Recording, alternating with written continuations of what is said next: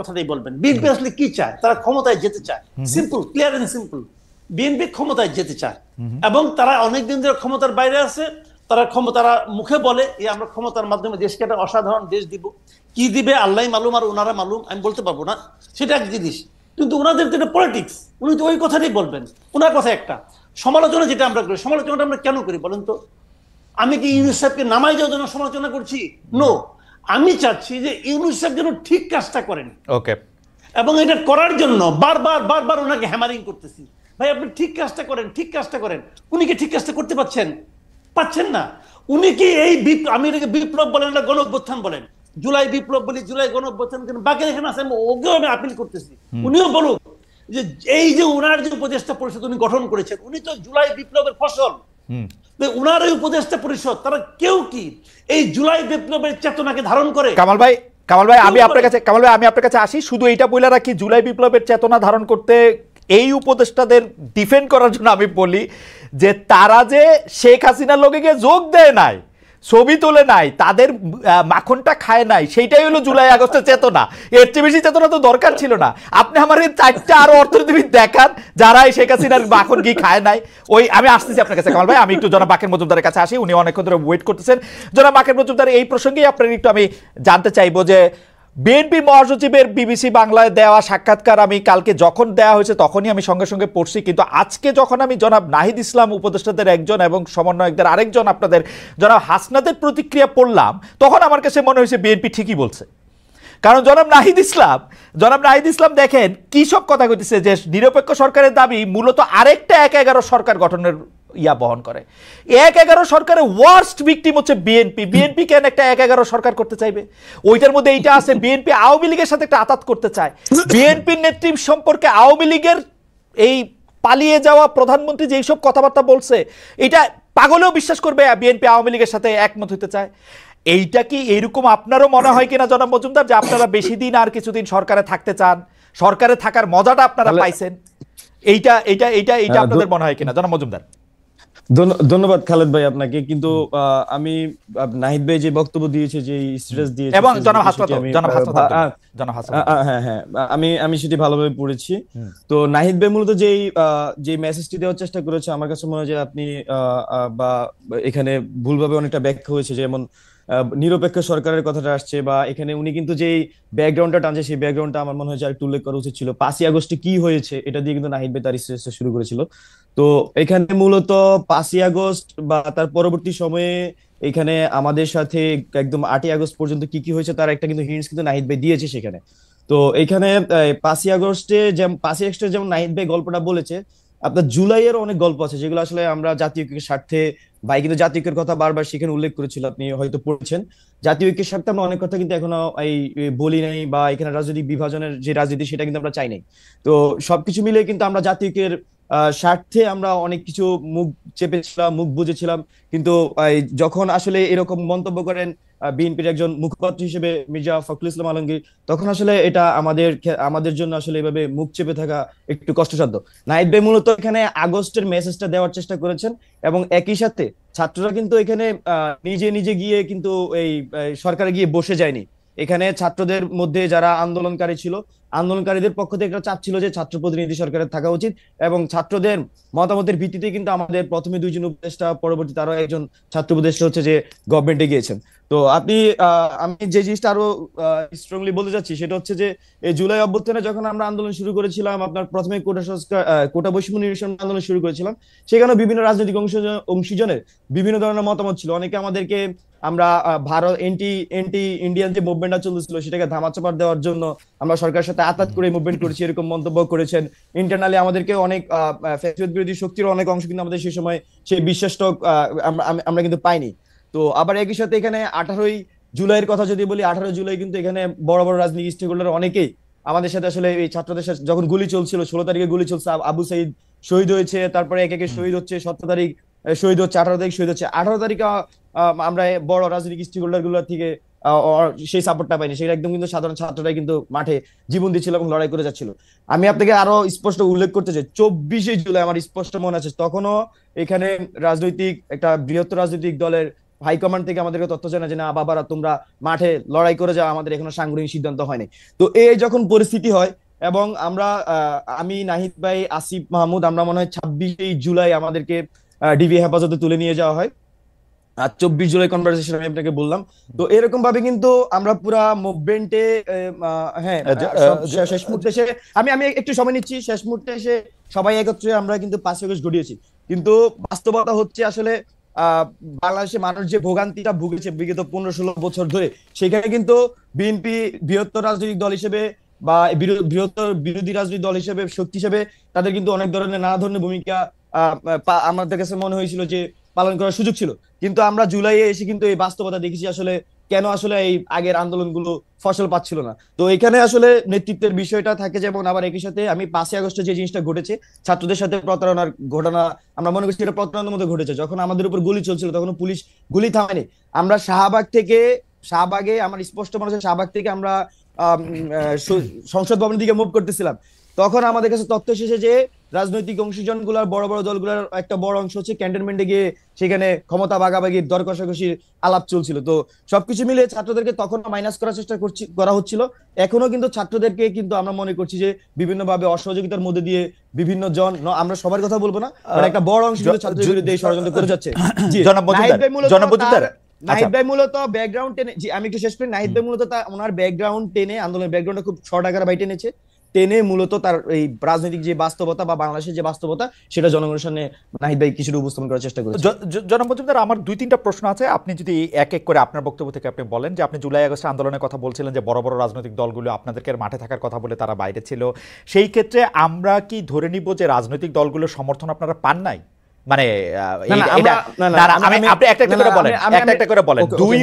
দুই হচ্ছে রাজনৈতিক দলগুলো এটার ব্যাখ্যা দিতে গিয়ে এটা বলেছিল যে যেহেতু এটা সর্বজনের আন্দোলন, এটাকে পলিটিক্যাল আন্দোলন যাতে শুরু থেকে মনে না হয় সেজন্য তারা পিছনে থেকেছেন। এই কথা কি অসত্য কিনা? 3, বারবার বলা হচ্ছে যে শিবির আপনাদেরকে অনেক বেশি সাহায্য করেছে, জামাতে ইসলামী অনেক বেশি আপনাদের সঙ্গে ছিল, সেইটা আপনারা কত বেশি এইটাকে মনে করেন যে এটা ঠিক? এবং আপনারা যে ক্যান্টনমেন্টে গিয়ে ভাগাভাগির কথা আপনি বলেছেন এবং নাহিদ ইসলাম এটা বললেন, এই বিষয়টা কি আপনারা প্রমাণ করতে পারবেন? এই বিষয়টা কিন্তু অনেক বড় এলিগেশন, কারণ 5 আগস্ট শেখ হাসিনা যাওয়ার আগেই আপনারা এই এলিগেশন তুলতেছেন যে 3 আগস্ট তারা গিয়ে সেখানে ভাগাভাগি করছিলাম, আপনারা বিএনপিকে মিন করতেছেন।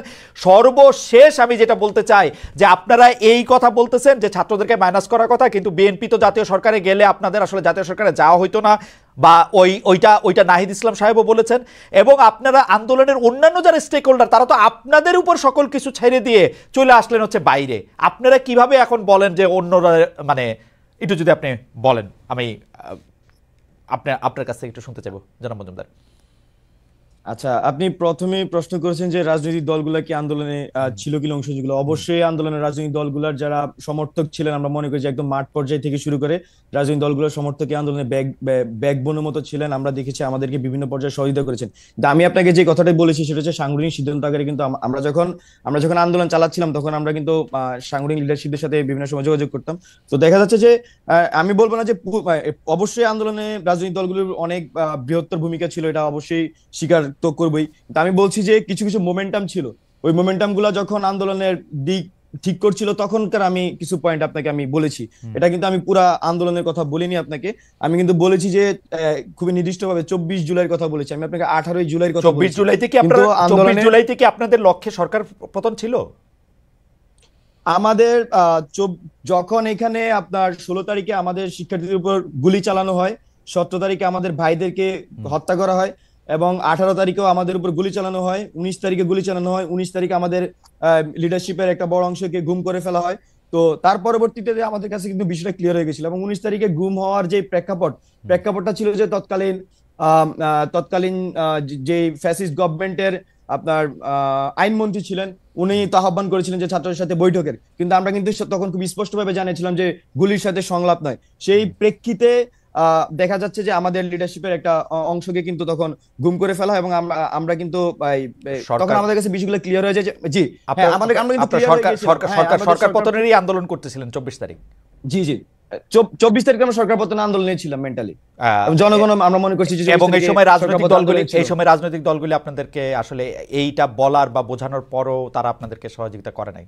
এটা আপনারা মিন করতে আমি বলবো যে রাজনৈতিক দলগুলোর যারা যারা সমর্থক এবং সাংগঠনিক দায়িত্ব ছিলেন বিভিন্ন পর্যায়ে, তারা আমাদেরকে যথেষ্ট সহযোগিতা করেছেন, তারা মাঠের মধ্যে সেই কাজটি করেছেন, কিন্তু আমরা নেতৃত্ব পর্যায় থেকে আসলে গ্রিন সিগন্যাল পাইনি, যেটাকে আসলে গ্রিন সিগন্যাল আকারে আমরা বলছি, সেটা কিন্তু অবশ্যই আমরা অগাস্ট মাসে গিয়ে কিন্তু আমরা সেটা পেয়েছি। সেটা এই একটা আমরা ইসে এসেছিলাম, আপনারা মনে করছেন যে এটা জুলাইতে পেলেই ভালো হতো? জুলাই, হ্যাঁ, এটা কিন্তু 18 জুলাই যদি আমরা পেতাম, হয়তো আমাদের এই মানে আমার এটা অগাস্টের ইতে যাওয়া হতো না আর কি। আমরা যেটা মনে করছি অগাস্টের 5 তারিখ লাগতো না, সেটা আরো আগে হওয়ার সম্ভাবনা বা সুযোগ ছিল। এই সময় রাজনৈতিক দলগুলো একটা হালুয়া রুটির ভাগে ছিল সরকারের সাথে। না না, আমি সেটা স্পষ্ট না, তবে আমাদের কাছে যে তথ্য ছিল আমি সেটা আপনাকে উপস্থাপন করার চেষ্টা করেছি খুবই শর্টলি। বাট আমাদের কাছে মনে হচ্ছিল যদি আমরা 18 জুলাই বা 17 জুলাই সেই গ্রিন সিগন্যাল সকল পর্ষদ থেকে পেতাম, তাহলে আসলে আমাদের এই ডিসিশন নিতে অনেক বেশি সুবিধা হতো। তারপর আমরা যেটা সবসময় আন্দোলনের চেষ্টা করছি সেটা হচ্ছে জনগণের ভাষাকে বোঝার চেষ্টা করছি, মাঠের অবস্থা আমরা বোঝার চেষ্টা করছি, সেই হিসেবে মানুষের ভাষায় কিন্তু আমরা ট্রান্সলেট করে আমাদের কর্মসূচির মাধ্যমে রূপান্তর করার চেষ্টা করছি। আপনারা কিন্তু একটা জিনিস খুব স্পষ্টভাবে দেখেছেন আশা করি, যে এই 3 আগস্ট যখন আমাদের 3রা আগস্ট যখন আমাদের এক দফা ঘোষণা হয়, তখন কিন্তু প্রথমে আমাদের যে শহীদ মিনারে আমি সঞ্চালনা করছিলাম, নাহিদ এক দফার ঘোষণা দেয়। তখন শহীদ মিনারে নাহিদ ভাই যখন বক্তব্য দিচ্ছিলেন, মানুষজন ওনার ওই বক্তব্যের মাঝামাঝি সময়ে যে এক আঙ্গুল তুলে ফেলছিল পুরো শহীদ মিনারে, মানে প্রেসারটা কিন্তু মাঠ থেকেই ছিল। তো সেই সময় রাজনৈতিক দলগুলো ক্যান্টনমেন্টে গিয়ে আসন ভাগাভাগি করছিল। না, এটা 3 আগস্ট আমি আপনাকে বসেছি না, আমি আসন ভাগাভাগির কথা বলিনি ভাই। আমি যেটা বলেছি যে নাহিদ ভাই তার স্ট্যাটাস উল্লেখ করেছে আপনার 5ই আগস্টে যখন আমরা রাস্তায়, তখন হচ্ছে যে রাজনৈতিক দলগুলোর একটা অংশ হচ্ছে যে আপনার ক্যান্টনমেন্টে চলে গিয়েছিল এবং ছাত্রদেরকে সেখানে কিন্তু রাজনৈতিক দলের অংশটা কোথায়? আমি নাহিদ ইসলামের স্ট্যাটাস থেকে বরং পড়ি। ছাত্র জনতা যখন রাজপথে লড়াই করছে, পুলিশের গুলি অব্যাহত রয়েছে, তখন আমাদের আপসকামী অনেক জাতীয় নেতৃবৃন্দ ক্যান্টনমেন্টে জনগণকে বাদ দিয়ে নতুন সরকার পরিকল্পনায় ব্যস্ত ছিলেন। এটা কারা, মানে কোন রাজনৈতিক গ্রুপ? এখানে আপনার ক্যান্টনমেন্টের এখানে তো আমার তো বাইরে মনে আসছে না, তবে বিএনপি প্রতিনিধি ছিল, তারপর হচ্ছে যে আরো বেশ কয়েকটি দলের প্রতিনিধি ছিল, যেখানে ছাত্রদেরকে 3জন বা 4জন সমন্বয়কের নাম তখন আমরা স্কুল দেখছিলাম, কিন্তু তারা আসলে ছাত্র সমন্বয়ক ছিলেন না, বা আমাদের যারা নেতৃস্থানীয় ছিল তাদের সাথে আসলে তখন ওই যোগাযোগটা হয়নি। তো এই বিষয়টি আসলে আমাদেরকে তো এই সময় মর্মাহত করেছে। জামাত শিবিরের অবস্থান কিরকম ছিল সে সময়?